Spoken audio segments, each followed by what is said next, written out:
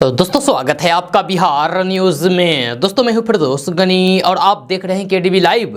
तो दोस्तों आज हो चुका है 31 मार्च। तो आज की बिहार की टॉप न्यूज लेकर आए हैं आपके लिए। तो चलिए दोस्तों स्टार्ट करते हैं आज की पूरे बिहार की टॉप न्यूज। दोस्तों आज बिहार न्यूज में सबसे पहले बात करते हैं कि बिहार बोर्ड आज यानी कि गुरुवार को मैट्रिक परीक्षा का रिजल्ट जारी कर देगा। जब बोर्ड रिजल्ट अपनी ऑफिशियल वेबसाइट biharboardonline.bihar.gov.in और biharboardonline.com पर जारी करेगा।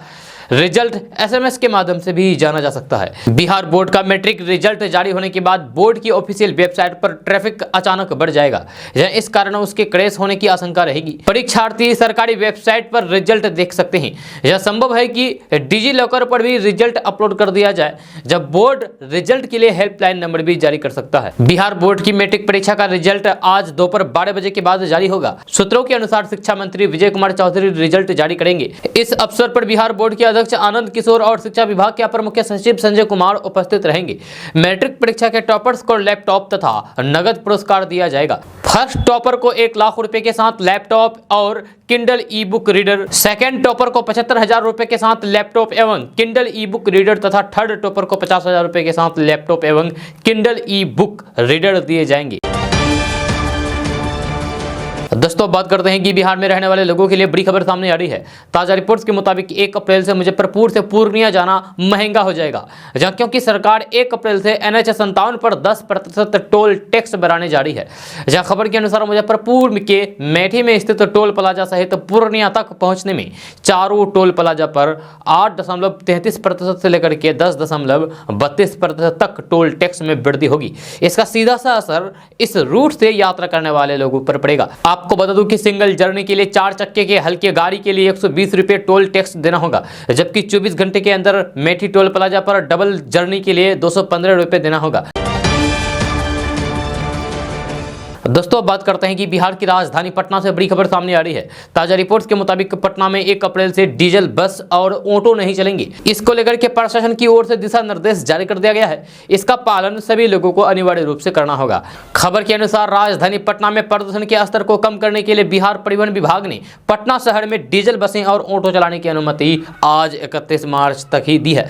इसके बाद पटना में यानी कि आज के बाद पटना में सड़कों पर सिर्फ CNG आधारित गाड़ियां ही चलेगी। आपको बता दूं कि परिवहन विभाग ने सभी बसें और ऑटो मालिकों को डीजल से CNG में कन्वर्ट करने का समय 31 मार्च तक निर्धारित किया है। जब परिवहन विभाग तिथि आगे बढ़ाने का मोड में बिल्कुल भी नहीं है, यानी कि पटना में 1 अप्रैल से यानी कि कल से CNG आधारित बस और ऑटो चलेगी। दोस्तों बात करते हैं कि बिहार में एक बार फिर से मौसम की गतिविधियों में बदलाव देखने को मिल रहा है। इसके प्रभाव से आज से अगले 3 दिनों के भीतर बिहार के कई जिलों में बारिश होने के आसार हैं। मौसम विज्ञान केंद्र के अनुसार बिहार के कैमूर, औरंगाबाद और गया जिले में हल्की से मध्यम बारिश की संभावना है। ऐसे में मौसम विभाग ने इन जिलों के लिए येलो अलर्ट जारी कर दिया है। मौसम विज्ञान केंद्र पटना के अनुसार बृहस्पतिवार यानी कि आज के बाद बिहार में मौसम में बदलाव के संकेत मिल रहे हैं। बंगाल की खाड़ी से गुजर रही ट्रफ लाइन के कारण आज 31 मार्च को बिहार के उत्तर पूर्वी भाग सहित बिहार के अधिकांश इलाकों में हल्की बारिश के साथ बूंदाबूंदी होगी, जब कुछ इलाकों में बादल भी छाए रह सकते हैं। मौसम विभाग की माने तो 25 किलोमीटर की रफ्तार से जहां हवा चलेगी। ऐसे में आने वाले 2 दिन मौसम में काफी बदलाव देखने को मिलेगा। जब बदलते मौसम को देखते हुए मौसम विभाग ने कैमूर, औरंगाबाद और गया जिले के लिए येलो अलर्ट जारी कर दिया है। जब तापमान में 3 से 4 डिग्री तक गिरावट की उम्मीद है। मौसम विज्ञान केंद्र पटना के वैज्ञानिकों का कहना है कि लोगों को इस बार मार्च महीने में सामान्य से अधिक गर्मी का सामना करना पड़ा है। जब सुबह से लेकर के शाम तक चिलचिलाते धूप के कारण लोग घरों से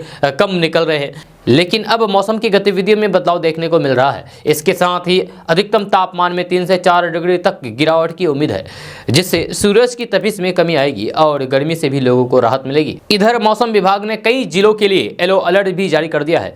तो आइए जानते हैं कि इन अलर्ट्स का क्या मतलब होता है। तो सबसे पहले बात करते हैं ब्लू अलर्ट के बारे में। तो जिन इलाकों में बारिश की संभावना होती है उसके लिए मौसम विभाग ब्लू अलर्ट जारी करता है। इस दौरान जिले के कई इलाकों में गरज के साथ बारिश के आसार की चेतावनी होती है। अब बात करते हैं येलो अलर्ट के बारे में। तो भारी बारिश, तूफान, बाढ़ या फिर ऐसी प्राकृतिक आपदा से पहले लोगों को सचेत करने के लिए मौसम विभाग येलो अलर्ट जारी करता है। इस चेतावनी का मतलब यह है कि 7.5 से 15 मिलीमीटर की बारिश होने की संभावना है। जहां अलर्ट जारी होने के कुछ घंटों तक बारिश जारी रहने की संभावना रहती है, जब बारिश आने की आशंका भी रहती है। अब बात करते हैं ऑरेंज अलर्ट के बारे में। तो चक्रवात के कारण मौसम के बहुत अधिक खराब होने की आशंका रहती है, जो कि सड़क और वायु परिवहन को नुकसान पहुंचाने के साथ साथ जान और माल की क्षति भी कर सकता है। जैसे जैसे मौसम और खराब होता है तो येलो अलर्ट को अपडेट करके ऑरेंज अलर्ट कर दिया जाता है। जब ऑरेंज अलर्ट में लोगों को घरों में रहने की सलाह दी जाती है। अब बात करते हैं रेड अलर्ट के बारे में।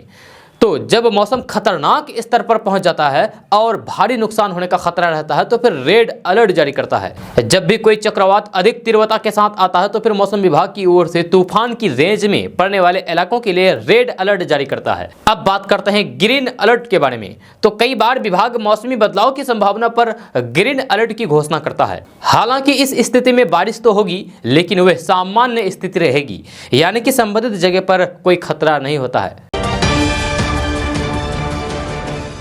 दोस्तों अब बात करते हैं कि बिहार की नीतीश सरकार ने बिहार को नशा मुक्त करने का अभियान छेड़ रखा है। शराबबंदी के बाद अब तंबाकू भी प्रतिबंधित करने की तैयारी है।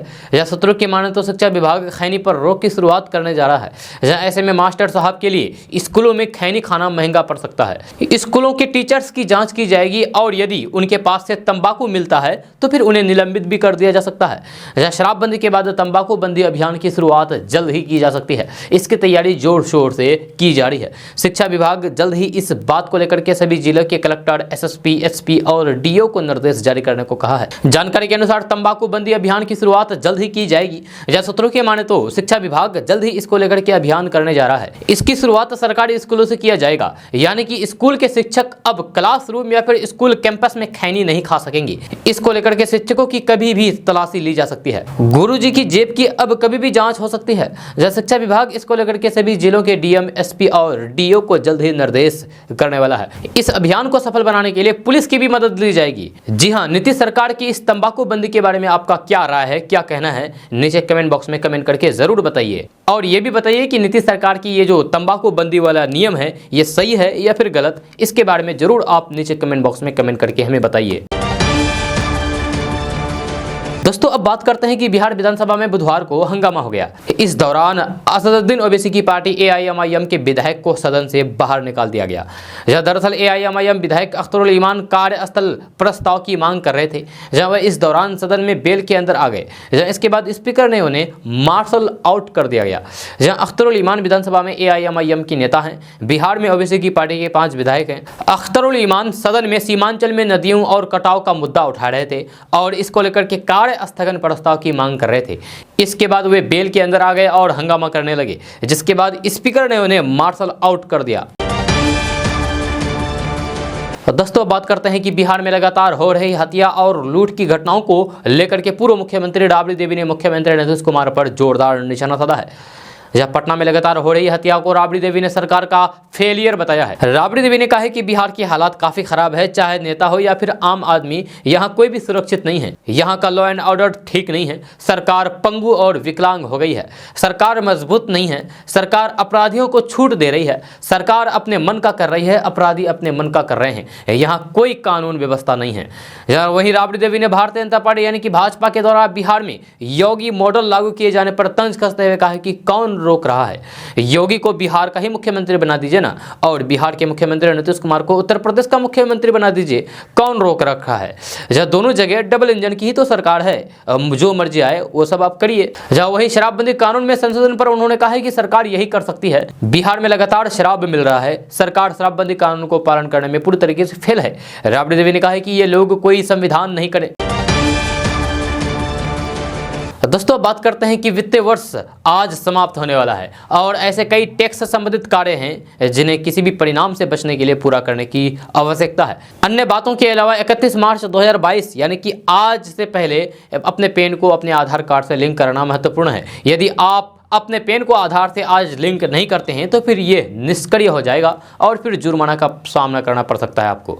केंद्रीय प्रत्यक्ष कर बोर्ड के अनुसार 31 मार्च के बाद पैन आधार को जोड़ने पर 1000 रुपये तक का जुर्माना लगेगा। केंद्रीय प्रत्यक्ष कर बोर्ड ने इसको लेकर के 29 मार्च को एक नोटिफिकेशन भी जारी किया था, जिसके अनुसार 3 महीने के लिए 500 रुपये पेनल्टी भर के 31 मार्च के बाद आधार और पैन को लिंक करा सकेंगे। इसके अलावा एक अमान्य पैन प्रदान करने पर 10,000 रुपये तक का जुर्माना भी लगेगा। यदि आप पैन को आधार से लिंक नहीं करते हैं तो फिर आपका पैन निष्क्रिय हो जाएगा, जिसका अर्थ ये होगा कि आप म्यूचुअल फंड स्टॉक में निवेश नहीं कर पाएंगे या फिर अन्य चीजों के साथ बैंक खाता नहीं खोल पाएंगे। दोस्तों बात करते हैं कि पेट्रोल और डीजल की कीमतें लगातार बढ़ती ही जा रही है। भले ही ये रुपए से कम की वृद्धि हो, लेकिन 8 दिनों में करीब 106 रुपये प्रति लीटर बिकने वाले पेट्रोल की कीमत अभी तक 5.5 रुपये बढ़ चुके हैं। 9 दिन में 7वीं बार मंगलवार की देर रात पेट्रोल की कीमत 83 पैसे और डीजल की कीमत 88 पैसे प्रति लीटर बढ़ा दी गई है। जब बढ़ी हुई दर पर बुधवार को पेट्रोल डीजल खरीदने होंगे। आपको बता दूं कि बिहार में पेट्रोल की कीमत अब 111 रुपये 68 पैसे प्रति लीटर हो गई है। इसी तरीके से डीजल की कीमत 96 रुपये 68 पैसे प्रति लीटर तक पहुंच गई है। यह डीजल भी जल्द ही शतक पूरा कर सकता है। सोमवार को भी तेल एवं गैस कंपनियों ने पेट्रोल की कीमत 82 पैसे जबकि डीजल की कीमत 70 पैसे प्रति लीटर बढ़ा दी गई थी। जब 5 राज्यों के विधानसभा चुनाव के दौरान 4 महीने से अधिक समय तक इनके भाव में स्थिर रहने के बाद 23 मार्च से दाम में वृद्धि का सिलसिला जो शुरू हुआ है वह अब तक चल ही रहा है, थमने का नाम नहीं ले रहा है। 23 मार्च को पहली बार पेट्रोल डीजल के दाम में वृद्धि शुरू हुई थी। जब तब से लेकर आज तक कीमतें हर दिन बढ़ती ही जा रही है। इस तरीके से 23 मार्च से अब तक पेट्रोल की कीमत में 5 रुपये 32 पैसे और डीजल की कीमत में 4 रुपये 77 पैसे की वृद्धि हो चुकी है। दोस्तों बात करते हैं कि रमजान का मुबारक माह शुरू होने में बस मात्र चंद दिन बचे हैं। ऐसे में मस्जिदों में जहां साफ सफाई शुरू हो गई है तो फिर वहीं घरों में भी तैयारियों को अंतिम रूप दे दिया जा रहा है। चांद रात से विशेष नमाज तरावी शुरू हो जाएगी। जब बाजारों में भी सहरी और फिर इफ्तार के लिए सामानों की खरीदारी हो रही है। रमजान को लेकर के रोजेदारों में उत्साह का माहौल है। यह साल के 12 महीने में रमजान का सबसे अफजल माना जाता है। इस माह में की गई इबादत का सवाब भी कई गुना मिलता है। यही वजह है कि लोग इबादत को लेकर के गंभीर रहते हैं। चांद दिखते ही मस्जिदों में 1 माह तक चलने वाली तरावी की विशेष नमाज शुरू हो जाती है। मस्जिदों में रमजान को लेकर के तैयारियां शुरू हो गई है। जहां चटाई आदि की व्यवस्था हो रही है तो फिर वहीं वजू खाने को भी दुरुस्त किया जा रहा है ताकि इबादतगारों को कोई भी परेशानी ना हो। जहां घरों में भी तैयारियां शुरू हो गई है। महिलाएं सहरी और इफ्तार के सामानों की खरीदारी में जुट गई है। घरों में भी इबादत के इंतजाम किए जा रहे हैं। जहां रोजा खोलने के लिए बाजार में खजूर भी आ गए हैं। जब बताया जाता है कि चांद दिखने के अगले दिन रमजान शुरू होगा। जब 2 अप्रैल को चांद नजर आता है तो फिर 3 अप्रैल को पहला रोजा रखा जाएगा।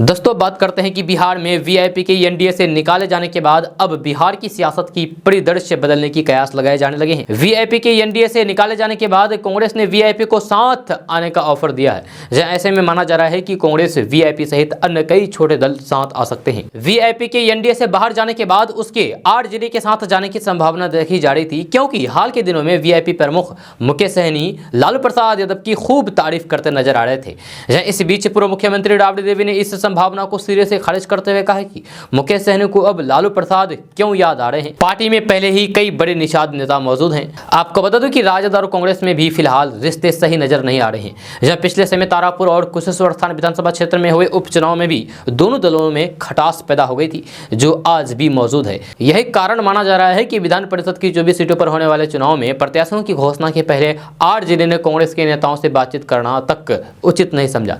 इस कारण दोनों दल चुनावी मैदान में अपने अपने प्रत्याशी उतार दिए हैं। इधर कांग्रेस ने अब वीआईपी प्रमुख मुकेश सहनी को साथ में आने का ऑफर दे दिया है। जहां कांग्रेस के बिहार प्रभारी भक्तचरण दास ने कहा है कि अगर मुकेश सहनी पार्टी में आना चाहते हैं तो फिर उसका स्वागत है, उनके लिए कांग्रेस का दरवाजा खुला है। इस बीच लोक जनशक्ति पार्टी यानी कि लोजपा में फूट पड़ने के बाद लोजपा रामविलास के प्रमुख चिराग पासवान भी विपक्षी दलों के महागठबंधन और एनडीए के साथ समान दूरी बना करके आगे बढ़ रहे हैं। सूत्र बताते हैं कि जमुई के सांसद चिराग पासवान दोनों गठबंधनों को लेकर के कंफर्ट नहीं है।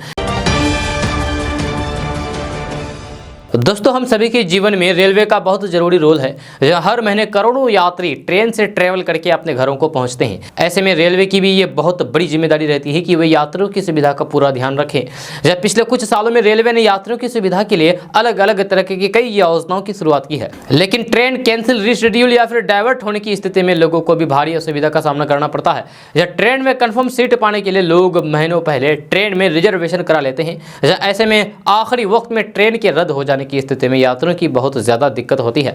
इसके साथ ही रेलवे को भारी वित्तीय घाटे का सामना करना पड़ता है। रेलवे ने आज के दिन भी बड़ी संख्या में ट्रेनों को कैंसिल, रिशेड्यूल और डाइवर्ट किया है। कल 30 मार्च 2022 के दिन कुल 222 ट्रेनों को रेलवे ने कैंसिल किया है। दोस्तों, बात करते हैं कि बिहार विधानसभा में नेता प्रतिपक्ष तेजस्वी यादव ने बिहार के औरंगाबाद जिले के बारूण में विधान परिषद निर्वाचन के सिलसिले में अपने प्रत्याशी के समर्थन में चुनावी सभा को संबोधित किया। इस मौके पर उन्होंने नीतीश सरकार पर जमकर निशाना साधा। तेजस्वी यादव ने कहा कि ये सरकार नहीं बल्कि सर्कस चल रहा है। बीजेपी का विधायक अपने ही पार्टी के मंत्री को बोलता है कि ट्रांसफर पोस्टिंग में करोड़ रुपए लिया जाता है, वहीं जेडीयू का मंत्री बोलता है कि चपरासी से लेकर के अधिकारी तक इस सरकार में कोई नहीं सुनता है और मुख्यमंत्री को इस्तीफा भेज देता है। तेजस्वी यादव ने कहा कि मुख्यमंत्री स्पीकर को लताड़ते हैं और स्पीकर मुख्यमंत्री को लताड़ते हैं। आप ही समझ लीजिए कि सरकार कैसी चल रही है। मुकेश सहनी पर भी निशाना साधते हुए तेजस्वी यादव ने कहा कि आप जो मंत्री बनकर के इतना बोल रहे हैं, आप अपनी चिंता कीजिए। आप रिचार्ज कूपन की तरह है, रिचार्ज होगा कि नहीं पता नहीं। दोस्तों, बात करते हैं कि अगले माह के पहले सप्ताह में ट्रेनों के एसी कोच में चादर, कंबल आदि मिलने लगेंगी। जब पटना राजेंद्र नगर टर्मिनल से नई दिल्ली जाने वाली राजधानी एक्सप्रेस से इसकी शुरुआत होगी।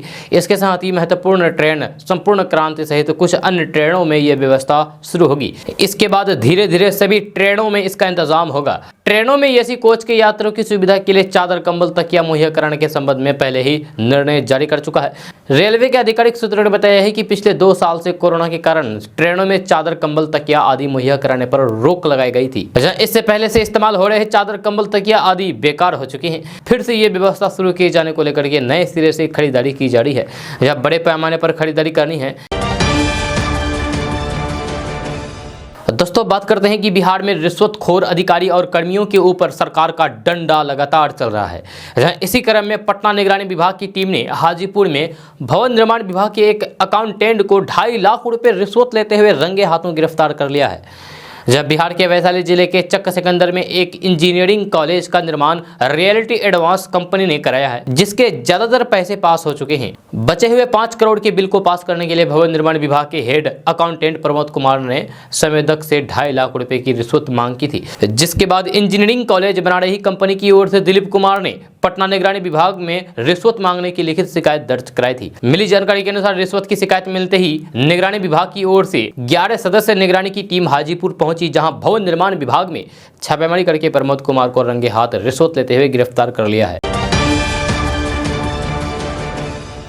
दोस्तों, बात करते हैं कि कर्नाटक में नफरत और सांप्रदायिक राजनीति पर रोक लगाने के लिए राज्य के 60 प्रबुद्ध नागरिकों ने मुख्यमंत्री बसवराज बोम्मई को पत्र लिखा है। इन प्रबुद्ध नागरिकों ने कर्नाटक में हिजाब विवाद और मुस्लिम दुकानदारों को मेले में प्रतिबंधित को लेकर के सीएम को पत्र लिखा है। साथ ही सरकार को आगाह किया है कि मौजूदा घटनाएं राज्य में बिगड़ती स्थिति का संकेत देती है। कर्नाटक में हिजाब का मुद्दा जोर शोर से तुल पकड़ा था। जब मामले पर हाईकोर्ट फैसला भी सुना चुका है। जब कोर्ट ने अपने फैसले में कहा है कि हिजाब एक आवश्यक धार्मिक प्रथा नहीं है और सभी को स्कूल यूनिफॉर्म के नियमों का पालन करना चाहिए।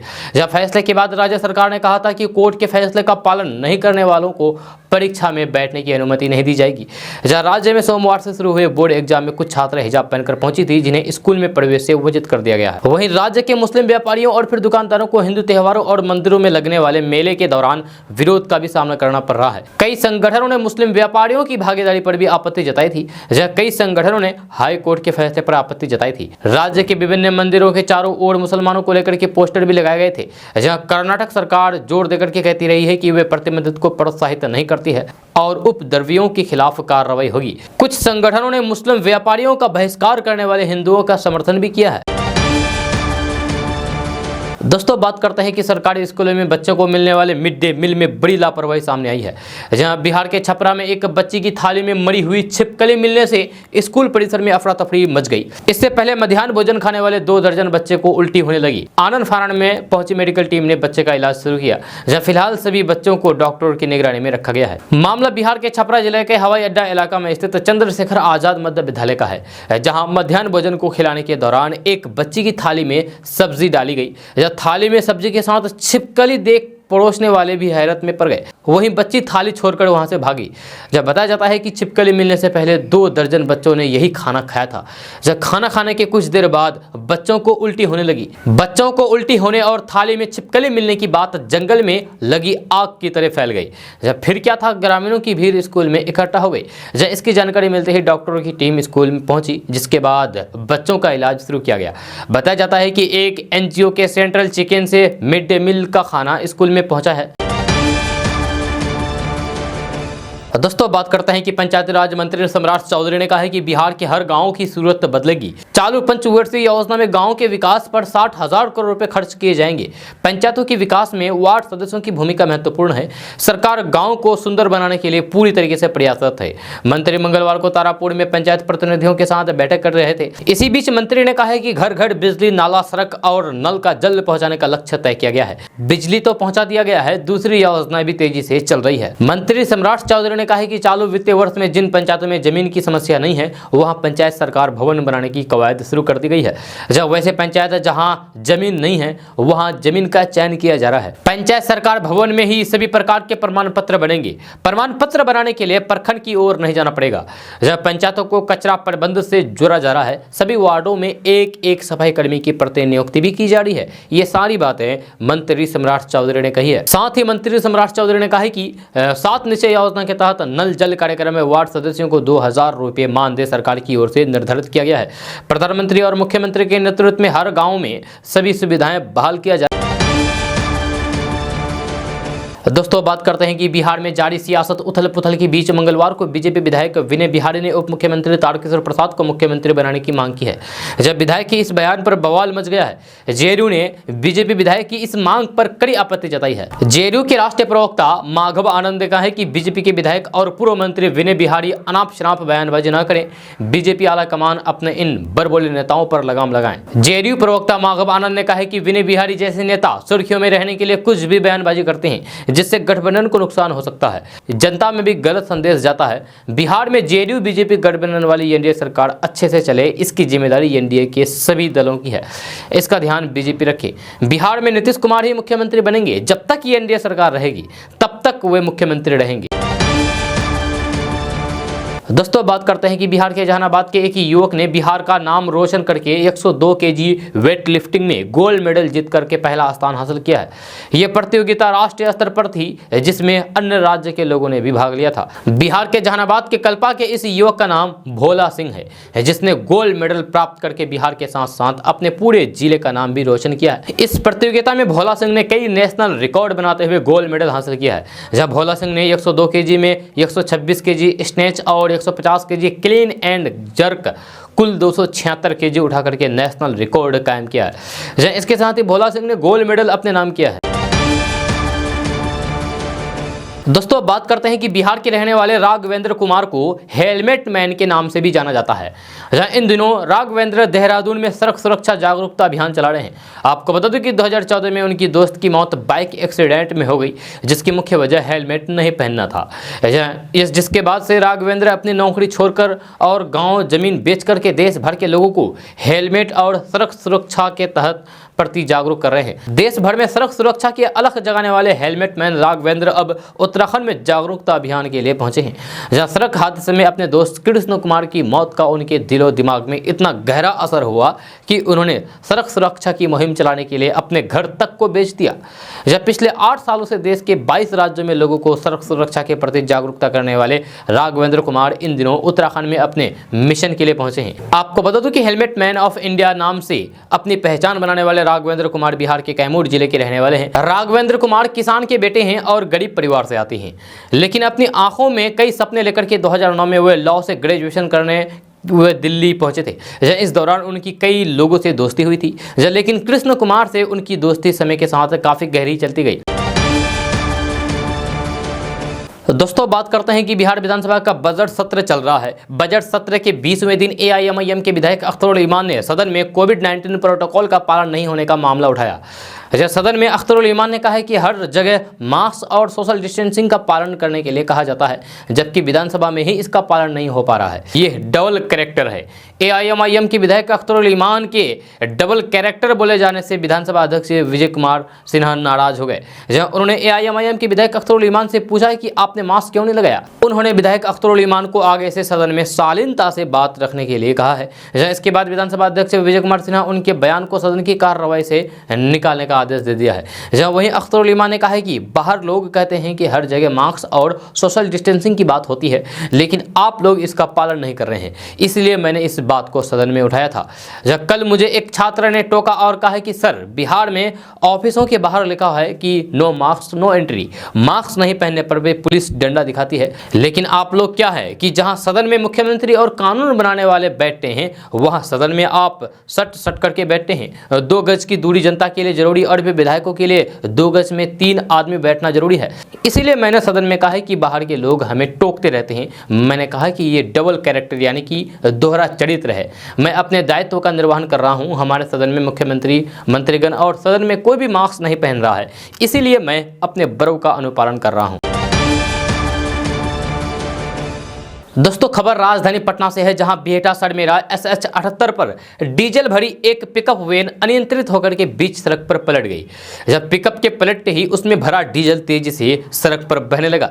जब फिर क्या था, ग्रामीणों में डीजल लूटने की होड़ मच गई। ग्रामीण बाल्टी और गैलन लेकर के घटनास्थल पर दौड़ करके पहुंचे और फिर जो जितना डीजल ले सकता था वो ले लिया और लेकर के घर चलते बने। जब तक वाहन चालक वाहन से बाहर आया, तब तक पूरी पिकअप वैन खाली हो चुकी थी और ग्रामीण तेल करके मौके से चलते बने थे। बताया जाता है कि गाड़ी में करीब 220 लीटर डीजल भरा हुआ था, जिसमें से 1600 लीटर या फिर तो सड़क पर गिर गए या फिर बर्बाद हो गया या फिर ग्रामीणों ने लूट लिया। गाड़ी में महज 600 लीटर डीजल बचा हुआ था, जिसे लेकर के चालक वहां से चल गया। दोस्तों माना जाता है कि मोबाइल फोन के अधिक इस्तेमाल से स्वास्थ्य पर बुरा प्रभाव पड़ता है। जब कुछ लोगों का मानना है कि इसके रेडिएशन का दिमाग पर सीधा असर पड़ता है। इस बीच रिसर्चरों ने एक चौंकाने वाला खुलासा किया है। जी हाँ, बड़े पैमाने पर किए गए एक नए रिसर्च में पता चला है कि मोबाइल फोन के इस्तेमाल से ब्रेन ट्यूमर का खतरा नहीं बढ़ता है। जी हाँ, इंडिपेंडेंट में छपी रिपोर्ट के अनुसार ये रिसर्च 7,76,000 से भी अधिक महिलाओं पर किया गया। इससे पता चला है कि ट्यूमर होने का कोई खतरा नहीं था। जहां इन लोगों ने 2 दशक तक यानी कि 14 साल तक हर दिन मोबाइल फोन का इस्तेमाल किया था। आपको बता दूं कि 5G वायरलेस टेक्नोलॉजी लॉन्च के बाद से दिमाग पर मोबाइल फोन के असर के बारे में लंबे समय से आशंका बनी हुई है। इसको लेकर के ऑक्सफोर्ड पॉपुलेशन हेल्थ और international agency for research on cancer के वैज्ञानिकों ने बड़े पैमाने पर रिसर्च किया। इसमें पता चला है कि उन लोगों की तुलना में मोबाइल फोन यूजर्स में ब्रेन ट्यूमर का कोई भी खतरा नहीं है जिन्होंने कभी इसका इस्तेमाल नहीं किया है। इसके लिए रिसर्चकर्ताओं ने UK मिलियन वुमेन स्टडी की डेटा का इस्तेमाल किया है। इस स्टडी में 1935 से 1950 के बीच पैदा हुई UK के सभी 4 महिलाओं में से एक पर रिसर्च किया था। इस स्टडी में 2001 में लगभग 7,76,000 प्रतिभागियों ने मोबाइल फोन के इस्तेमाल के बारे में पूछे गए प्रश्नों का जवाब दिया। इनमें से लगभग आधी महिलाओं का 2011 में फिर से सर्वेक्षण किया गया था। इसमें अलग अलग प्रकार के ब्रेन ट्यूमर के जोखिम के संबंध में फोन के इस्तेमाल की जांच की गई। रिसर्च में पता चला है कि 2011 तक 60 से 64 साल की आयु की लगभग 75% महिलाओं ने मोबाइल फोन का इस्तेमाल किया था। वहीं 75 से 89 वर्ष की आयु की 50% से कम महिलाओं ने मोबाइल फोन का यूज किया था। इनमें से ट्यूमर का खतरा, ब्रेन ट्यूमर का खतरा पता नहीं चला है।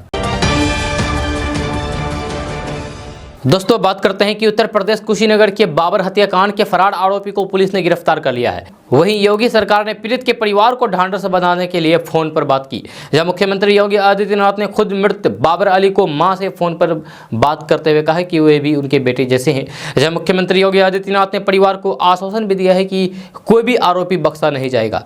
जब बाबर की मां ने मुख्यमंत्री से कहा कि जिस तरीके से मेरे बेटे को मारा गया है, आरोपियों का परिवार भी बर्बाद होना चाहिए। मां ने बाबर की विधवा और और बेटे को लेकर भी चिंता जाहिर की है, जिस पर मुख्यमंत्री योगी आदित्यनाथ ने परिवार को निश्चित रहने का आश्वासन भी दिया है और मामले में सख्त कार्रवाई की बात कही है। इतना ही नहीं, मुख्यमंत्री योगी आदित्यनाथ ने परिवार के जख्मों पर मरहम लगाते हुए 2 लाख रुपए बैंक में ट्रांसफर कर दिया है। जिला प्रशासन ने बाबर की पत्नी फातिमा के खाते में 2 लाख रुपए ट्रांसफर किया है। इसके साथ ही जिला प्रशासन ने परिवार के अन्य सदस्यों का नाम भी राशन कार्ड में दर्ज करा लिया है।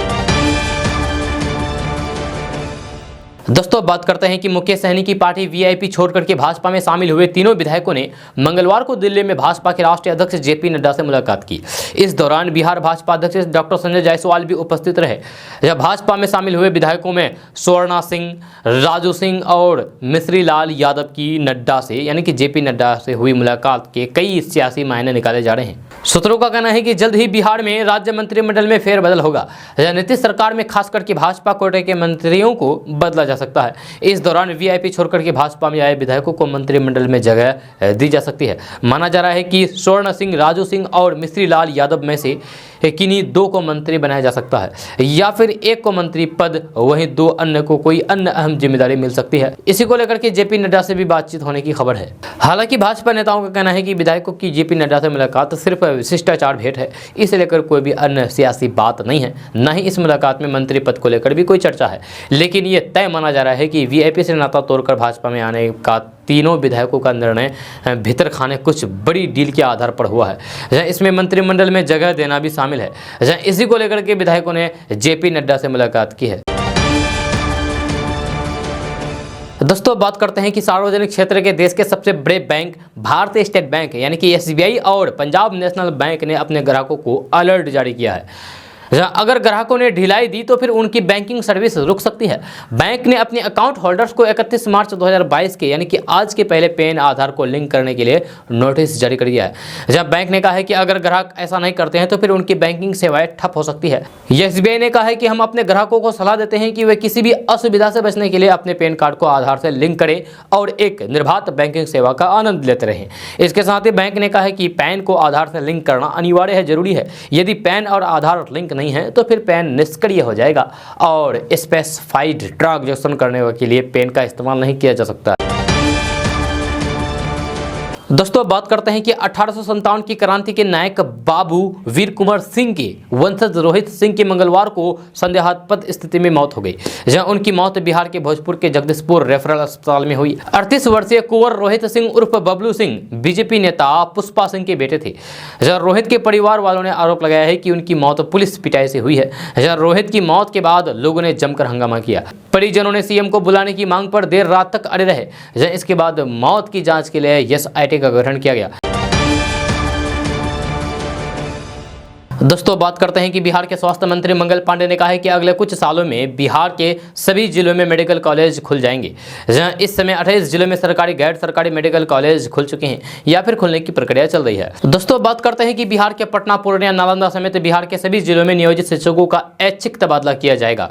इसको लेकर के विभाग के स्तर पर तैयारियां की जा रही है। ताजा रिपोर्ट के मुताबिक अप्रैल मई से तबादले की प्रक्रिया शुरू होने की संभावना नजर आ रही है। खबर के अनुसार बिहार शिक्षा विभाग ने नगर विकास और पंचायती राज विभाग से सहमति के बाद महिला और दिव्यांग शिक्षकों की रिक्ति के आधार पर तथा पुरुष शिक्षकों की पारस्परिक हस्तांतरण के आधार पर तबादले करने की तैयारी शुरू कर दी है। आपको बता दो कि शिक्षा विभाग ने इसको लेकर के गाइडलाइंस भी तैयार कर ली है। जो भी शिक्षक तबादला चाहते हैं उनसे ऑनलाइन के द्वारा आवेदन लिया जाएगा। इसके बाद ही तबादले की प्रक्रिया को शुरू किया जाएगा। विभाग बहुत जल्द सूचना जारी कर सकता है। दोस्तों बात करते हैं कि आज कंप्यूटर आम जिंदगी का खास हिस्सा बन गया है। जहां कंप्यूटर के बिना कुछ भी सोच पाना आज के दौर में संभव नहीं है। लेकिन बिहार के सरकारी स्कूलों में कंप्यूटर शिक्षा चौपट है। जब बिहार के सरकारी स्कूलों में लाखों रुपए के कंप्यूटर के साथ साथ महंगे उपकरण धूल फांक रहे हैं। जब बिहार के सरकारी स्कूलों में ज़्यादातर कंप्यूटर लैब पर ताला लटके हैं। जहाँ कई स्कूलों में तो कंप्यूटर लैब कबाड़ खाना बन गया है। यह सरकार डिजिटल और ऑनलाइन शिक्षा पर फोकस कर रही है। इसके साथ साथ सब काम ऑनलाइन कराने की भी बात कर रही है। लेकिन जब कंप्यूटर एजुकेशन की बात आती है तो फिर डिजिटल एजुकेशन का मानो शट डाउन हो जाता है। बिहार से आई कंप्यूटर शिक्षा की तस्वीरें बेहद कड़वी है। एक एक तस्वीर डिजिटल इंडिया के सपनों से खिलवाड़ की कहानी बयां करती है। बात करते हैं सीतामढ़ी के बारे में, तो सीतामढ़ी में पूरा कंप्यूटर लैब कबाड़ खाना बना हुआ है। यहाँ एक एक सिस्टम सड़ गया है। सीतामढ़ी के एमपी हाई स्कूल के गार्ड ने जब कंप्यूटर लैब का ताला खोला तो फिर किवाड़ खोलते ही जो पहली तस्वीर नजर आई उससे हक्के बक्के रह गए। जब लैब कबाड़ खाना बन चुका था। सीतामढ़ी के कंप्यूटर लैब में दम घुटने लगता है। गार्ड ने बताया है कि सालों से ये लैब लॉक है और सालों से बच्चों का डिजिटल एजुकेशन शट डाउन पड़ा हुआ है। वहीं बात करें बिहार के दरभंगा की, तो बिहार के दरभंगा में स्थित +2 हाई स्कूल की कहानी भी दर्द भरी है। यहाँ संदूक में कंप्यूटर को बंद करके बच्चों को डिजिटली एजुकेशन किया जा रहा है। जहां स्कूल के प्रिंसिपल साहब की दलील और हैरान करने वाली है। उन्होंने कंप्यूटर को संभाल करके रखने के लिए पूरे 10,000 रुपए खर्च किए हैं, तब जाकर के 10,000 के इस बक्से में सरकारी सिस्टम को संभाला गया है। वहीं बिहार के ही पूर्णिया की बात करें तो पूर्णिया के गरुड़ हाई स्कूल का कंप्यूटर लैब पिछले 12 सालों से है, लेकिन यहाँ 10 कंप्यूटर धूल फांक रहा है। शुरुआती दिनों में कुछ क्लास चला, लेकिन जैसे ही कॉन्ट्रेक्चुअल टीचर का टेन्योर खत्म हुआ तो कंप्यूटर एजुकेशन शट डाउन हो गया। गरुड़ हाई स्कूल के शिक्षक पप्पू कुमार सिंह मानते हैं कि कंप्यूटर रहने के बावजूद भी छात्रों को कोई फायदा नहीं मिल पा रहा है। पूर्णिया गर्ल्स हाई स्कूल के कंप्यूटर लैब में जब हमारी टीम पहुंची तो फिर आनंद फानन में धूल फांकते कंप्यूटर की सफाई शुरू हो गई। दोस्तों आज का न्यूज़ बस यहाँ तक। कैसा लगा जरूर अपना सुझाव दीजिएगा नीचे कमेंट बॉक्स में कमेंट करके। अगर आप नए आए हैं इस चैनल पर तो फिर इस चैनल को सब्सक्राइब करके बेल आइकन को भी प्रेस कर दीजिए और साथ में वीडियो को लाइक कर दीजिए, अपने दोस्तों के साथ शेयर भी कीजिए। तो चलिए दोस्तों फिर मिलते हैं नेक्स्ट वीडियो में, तब तक के लिए जय हिंद जय बिहार।